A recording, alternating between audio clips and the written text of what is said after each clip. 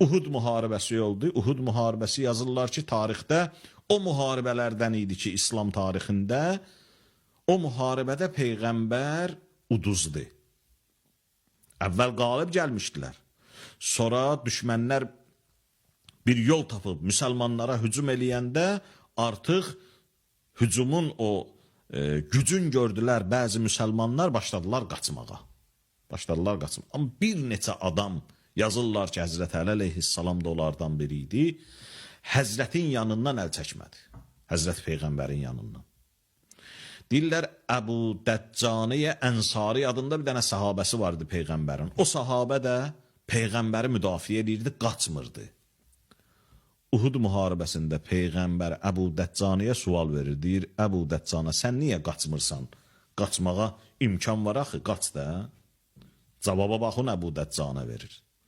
Deyir, İla əynə əfirru, hara qaçım? İla zavcətin təmud, o həyat yoldaşıma sarı qaçım ki, ya öləcək. Və ila darin təxrib, o evmə ki qaçım xarab olacaq. Ya Peyğəmbər, mən səni qoyub hara qaçsam, evmə də geçsəm, axırda o ev xarab olacaq. Həyat yoldaşıma sarı balalarıma sarı da dönsəm, onlar üçün ölüm var. Ya Rasulallah, mən əbədiyyəti qoyub, müvəqqəti həyata qaçım, səadətin astanasındayam, ölsəm burada şəhidəm. Evdə qazanacam, mülkdə qazanacam, zövcədə qazanacam, hər şeyi qazanacam, özü də hamısı əbədi.